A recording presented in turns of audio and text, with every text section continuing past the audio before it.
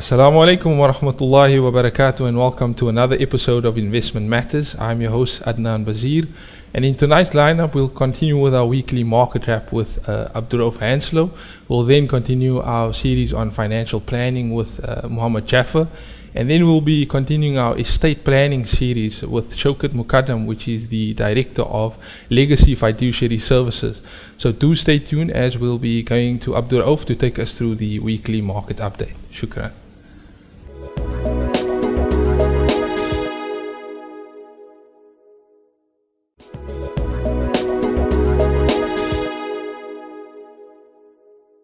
Assalamu alaikum and welcome back to Investment Matters. As we'll be introducing our new topic, estate planning, with Mr. Shaukat Mukaddam in the studio. He's the founder and director of Legacy Fiduciary Services and Estate Planners. Assalamu alaikum, Shaukat. Wa alaikum assalam, Adnan, and it's good to be in the studio with you. Shukran. Welcome to you as well. So introducing estate planning to our viewers and to sort of get the discussion to a start, let's just understand what it means when we're talking about estate planning.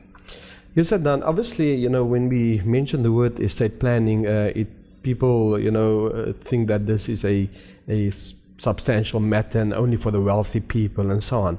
But it's actually not that. What we mean by estate planning is to organize your things in your lifetime, particularly around your assets and your wealth, so that on death, these assets pass on to your family members and the beneficiaries in a very smooth, efficient manner and a very cost-effective manner. Yes. Those are critical factors. Therefore, it does not matter what size the wealth is in terms of the magnitude and so on. Everyone out there that has some form of wealth must ensure that this process is a very smooth process. As you can imagine, death itself is already a major event to befall on the family, really, from that point of view. Yes. So it's a very holistic approach. We look at things like information. Where exactly is the information? Where is the necessary documents such as the will, title deeds, insurance policies, details of bank accounts and so on? Because as you can imagine, an estate is partly, in fact substantially, made up of information. Yes. And documents, really. And many times those who are the executors in the estate are accused that an estate takes very long to wind up.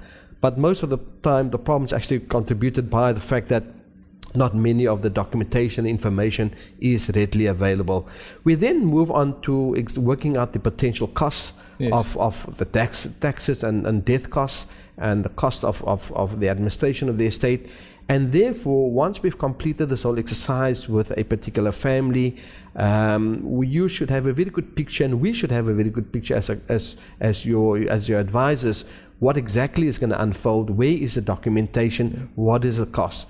You as the client or the viewers out there can in turn prepare accordingly, and it's very important that they also communicate this that has been organized, the plan that has been organized, with those who are close to them and who are going to have a say in the matters when things unfold, really. Shaukat, at what point would it be advisable to sort of move into this direction where you're looking to plan your estate or get that information all together?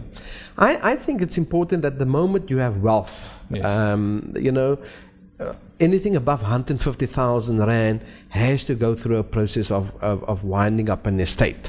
Below 150,000 Rand, there's a very simple formulation and process to handle this matter.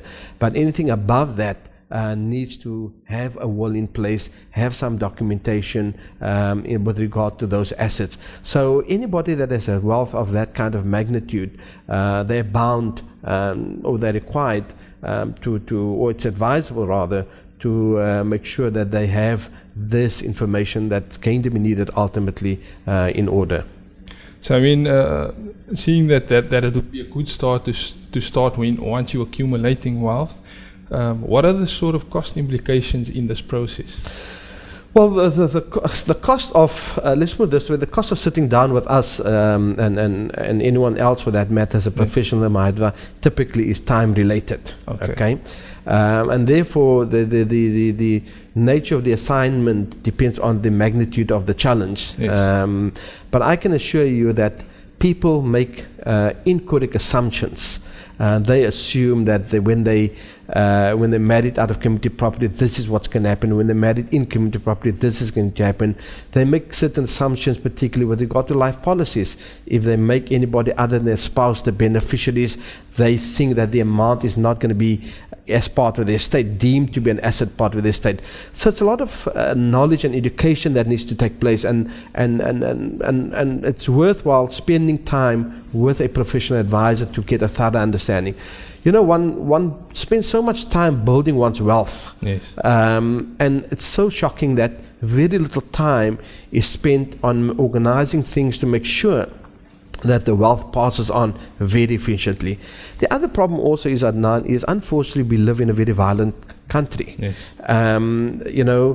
You could step out and anything can happen to you, and therefore one always has to be ready for this situation. It's actually very unfair to leave the family with the burden of sorting these things out when it's a simple matter that you need to attend at least once a year. Of course. I mean, you don't have to attend to it every month, but that bit of time that you spend with an advisor once a year will be a good investment for the benefit of the family ultimately. I mean, what through your experience, what are the typical implications of someone that has not necessarily thought of planning their estate? I think the biggest challenge is cash that's needed to cover the costs. The moment you have property, the moment you have investments which are not liquid or near liquid, or cash or near cash, the family who is left with the estate really has a challenge. And that's when really the rift becomes a problem in the family, because one says sell the asset, the other one says don't sell the asset, we're emotional about it, our fathers built up all these assets. But the reality is, South Africa is one of the few countries that you pay death costs on dying. Are you with me? Yes. Typically in a Muslim country, there is no concept such as death taxes. But South Africa, and I believe more importantly, as the government is looking continuously to accumulate more taxes, this is one area that will continue to give them some form of revenue, although there has been questions about whether they should be continuing with this and taking it in another form. So the truth of the matter is, the biggest challenge, one is liquidity, Yes. cash availability. Two is information. It's shocking how little information is readily available, and who knows that. Three is to communicate with your nearest and dearest, to say this is exactly where the information, this is exactly what's going to happen. And often, believe it or not, Nan, I actually play that role more than anything else. The facilitator in the Yes. communication process, because people don't know how to go about talking about this issue. Yes. No one wants to talk about death and what exactly is going to happen. So I end up, facilitating that process more often than what I would have thought, really. So for me, those are the critical parts. One is cash, to make sure. Two is to understand, have a plan readily, make sure the documentation, for example, you need the original will. Yeah. If the person has died and no one else knows that there is where the will is, how exactly are you going to proceed with the estate? Yes. And finally, as I said to you, we need to communicate this with the nearest and dearest. Of course. I mean, and that's you probably just touched on it briefly in terms of these two things that we cannot avoid, is death and taxes. Yes. And I mean, just before we end off for this episode, just briefly touch on tax implications. Well, effectively, there are three costs when you die that one needs to take into account. One is the executor's fees, two is capital gains tax, and three is estate duty. Yes. So those three all have different permutations, but you can imagine, I'm sure there are many viewers who are not aware that even capital gains tax is payable on death, for example. Okay, so those are the three costs, and I'm sure in the next episode we will cover that in detail itself. Definitely. Shukran Shaukat. Do join us again next week as we'll extend on our discussion on estate planning. Shukran. Assalamu alaikum wa rahmatullahi wa barakatuh.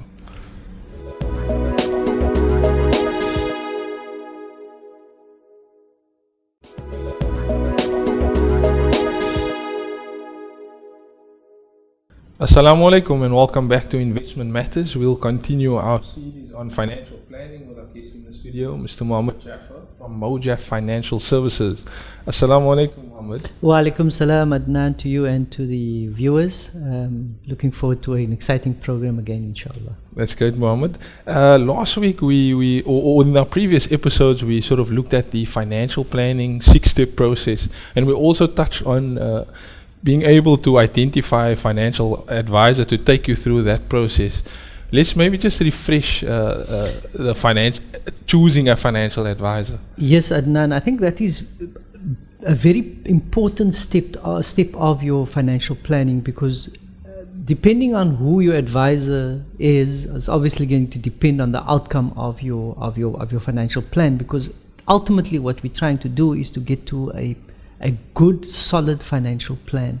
And it's very important, as we said, you must make sure that the qualification of the person, the experience, and particularly make sure how the advisor will be charging you for his services. Yes. Because it's important that those type of things are dealt with right at the beginning and the onset of our discussion and our meeting, to make sure that both you as a client and me as an advisor will be happy with the understanding, as this is going to be the basis of our relationship. Yes. And it's important that we clarify that, so that we don't later on have the issue of, but you didn't tell me this, you know.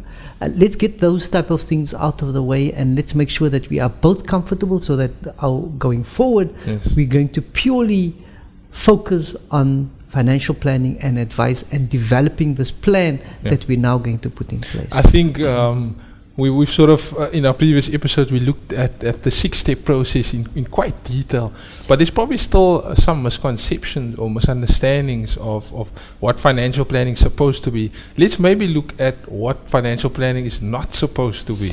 Yes, Adnan, you know what, I think the point that you raised there is such an important point, because it is the very not supposed to be that gave the industry the bad name it's got. Financial planning, it's a vital component of our success, I would say. Yes. Because as I said in many programs before, that financial planning is as important as you going to the doctor. When you're not well, when there's something wrong with you, you're going to the specialist, to the doctor, to say, look, this is the problem. Yes. It's not all of us that has the ability or have the ability to work through our financial matters, for that matter, to put together a financial plan, because we're not skilled. It's not many of us that are skilled in it. And it's important that we team up with an advisor and not a salesperson. A salesperson is particularly somebody that would come to you that would want to sell you a product.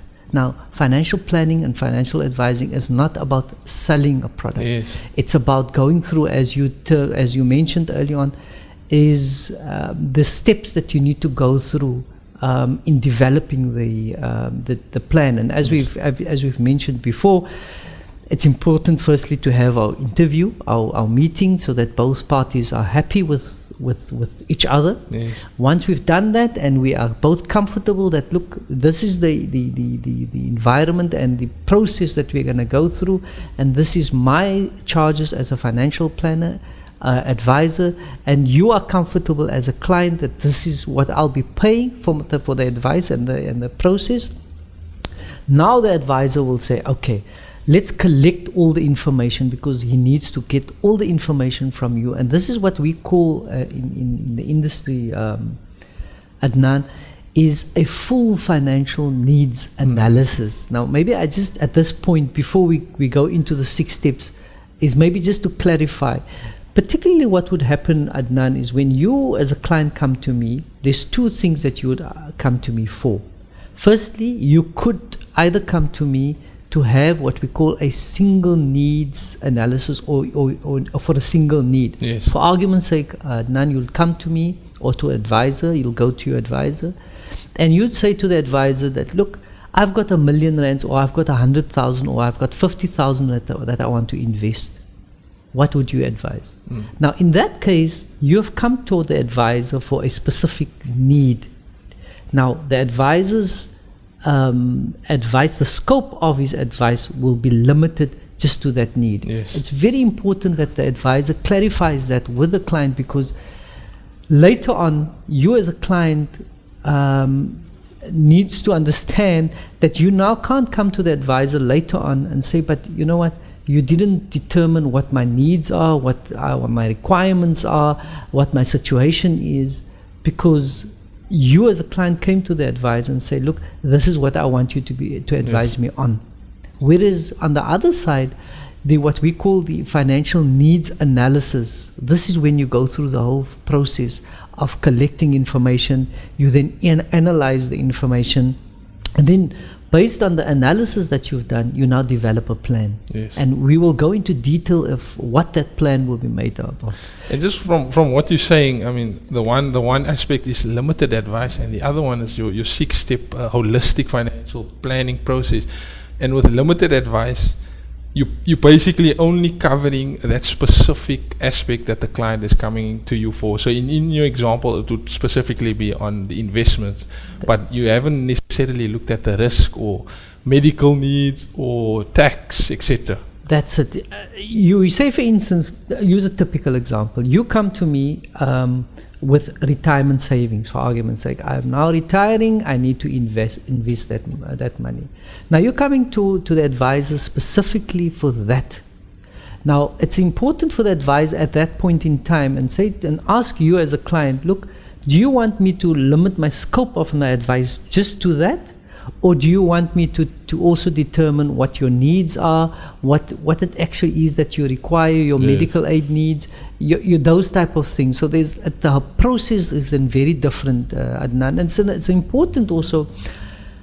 I almost want to say that, for your first meeting or for the analysis, let the advisor determine your whole, or look at your whole picture so that he can get a good view as to what your needs are actually. Yes. What is your situation? What do you still have children that's at university?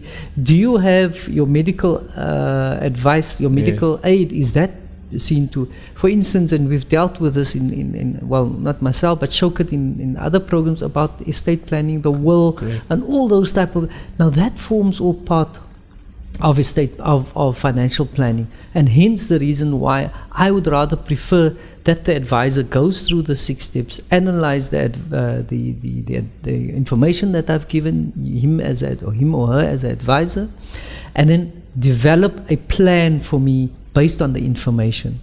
And Adnan, once we've got now developed the plan, it's now important that we sit and we discuss and see if you as a client is happy with the plan that I'm putting forward. Yes. And then the implementation phase comes. Yes. And then obviously the review of the plan on at least an annual basis. Now, here also I just want to touch on the importance of that, Adnan.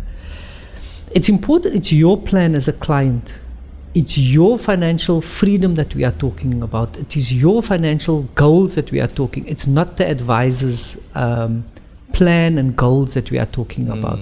So you as a client, take responsibility of your financial plan and your goals, and make sure that at least for a bare minimum that you sit with your advisor and revise your plan on a yearly basis. If you can't make it, at least do a telephonic interview or discussion with your advisor as to where are we, what has happened, and those type of things. Because obviously it changes your life circumstances. Correct. But we'll definitely move on into that and elaborate in our next episode, Mama. Shukran for your thoughts on that. So do join us again next week to continue our discussion on financial planning. Shukran. Assalamu alaikum.